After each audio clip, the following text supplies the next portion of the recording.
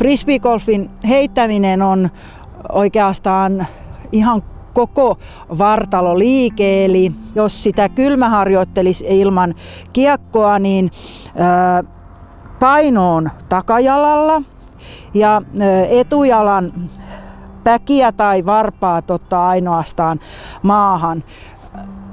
Lantio kiertyy mukana ja käsi kurkottaa tänne taakse kiekon kanssa. Linja, missä kiekko viedään tästä vartalon ohi, niin on hyvin tässä suhteellisen korkealla rinnan korkeudella ja sen pitäisi olla mahdollisimman vaakasuoraan ohittaa vartalo ja samalla lantio kiertyy mukana ja kiekko heitetään suunnilleen, kun se on ohittanut vartalon. Ja mitä enemmän vartalo menee siinä mukana, niin sitä joustavampi siitä liikkeestä tulee niin, että se käsikään ei pysähdy missään vaiheessa, vaan kun kiekko on irronnut kädestä, niin se käsi vielä jatkaa matkaansa. Jos mä näytän tämän saman kiekon kanssa, otetaan ensin se tukeva asento ja viedään kiekko taakse. Myöskin hartiat tässä kääntyy mukana. Mahdollisimman suorassa pidetään kiekko ja haetaan se voima täältä takaa. Ja kiekko kulkee tästä vartalon ohi ja heitetään noin.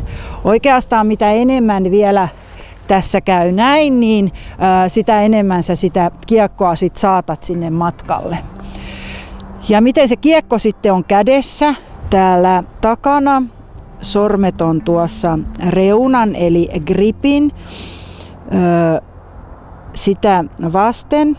Ihan rennosti, ei tarvitse puristaa mitenkään sormet sinisenä. Ja sitten taas täältä edestäpäin niin peukalo on kiekon suuntaisesti ja oikeastaan se on tämä kohta, kun pitää sitä kiekkoa paikallaan. Ja jos se on leppoisasti ja napakasti kuitenkin kädessä, niin sitä voi vähän heilutella, niin kuin viuhkaa heiluttelisi. Voi pitää, jos on pidemmät sormet, myös sormet suorana tai vähän levällään, mutta mulle on ollut ominaisinta pitää oikeastaan tuosta reunasta kiinni. Jokainen voi tässä vähän oman miltä se tuntuu hyvältä se kiekko kädessä, niin etsiä. Etusormeen kannattaa kiinnittää huomiota, että se ei menisi kovin pitkälle tonne yli. Tai jos se menee, niin on sit tietoinen siitä, miten se vaikuttaa kiekon lentämiseen.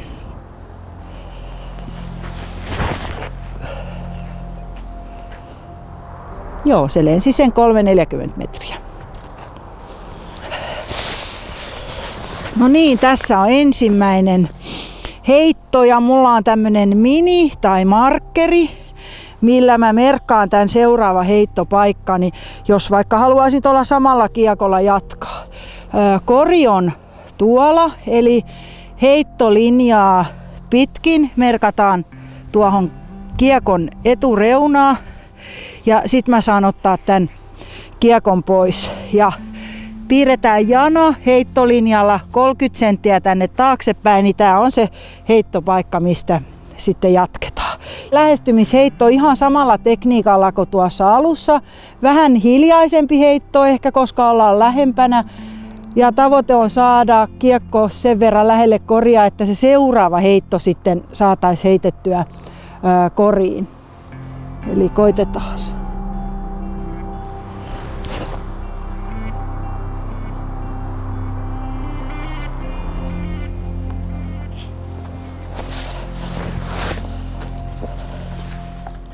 Taas merkataan heittopaikka ja todetaan, että ei me nyt kovin lähelle saatu koria, mutta tästä yritetään kuitenkin seuraavaksi heittää koriin ja tätä heittoa kutsutaan puttaukseksi.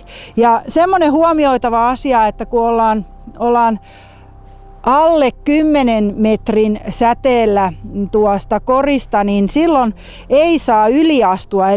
Eli vaikka kiekko on lähtenyt mun kädestäni, niin mun täytyy saada molemmat jalat tänne merkkauskiekon taakse heiton jälkeenkin. Eli en saa mennä tällä lailla mukana 10 metriä on se raja. Muuten tuolla aloitusheitossa ja lähestymisheitossa niin saa mennä kiekon jälkeen mukana. Puttaus on vähän erityyppinen heitto kuin tuo aloitusheitto tai lähestymisheitto. Tässä oikeastaan ajatuksena on työntää se kiekko koriin suorassa linjassa aika voimakkaalla heitollakin, mutta vähän erilaisella tekniikalla kun tuo aloitusheitto tai lähestymisheitto lähtee. Vartalon suunta on suoraa koria kohti, ja jos puhutaan nyt aloittelijoiden, eli et ole aikaisemmin puttausta harrastanut, niin on oikeastaan jaloilla 2 mahdollista asentoa, joista voit ihan valita itsellesi mieluisamman tai paremmin sopivan. Toinen asento on sen tyyppinen, että heitto käden puoleinen jalka on edessä ja mitä pidempi tämä putti on, niin sitä enemmän otetaan täältä takajalalta voimaa. Okei, se meni hyvin ja toinen mahdollisuus on pitää jalkoja vierekkäin ja heittää haaraputti, joka on tekniikaltaan aika lailla samantyyppinen kuin tämä jalat peräkkäin. Heitto tähdätään tuohon korin pystytolppaan ja yritetään saada se lähtemään mahdollisimman napakasti tästä kädestä.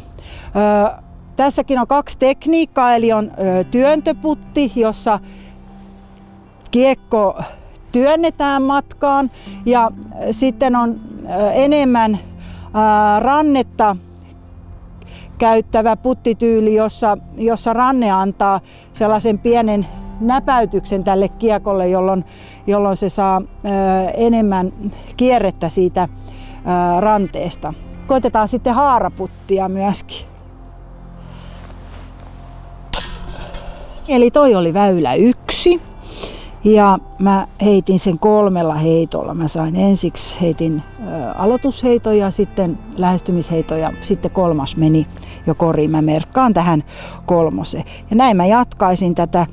Täällä on maskussa 18 väylää, niin jos mä haluan kaikki pelata, niin mä merkkaisin ne tähän ja sitten yhteistuloksen tuonne loppuun.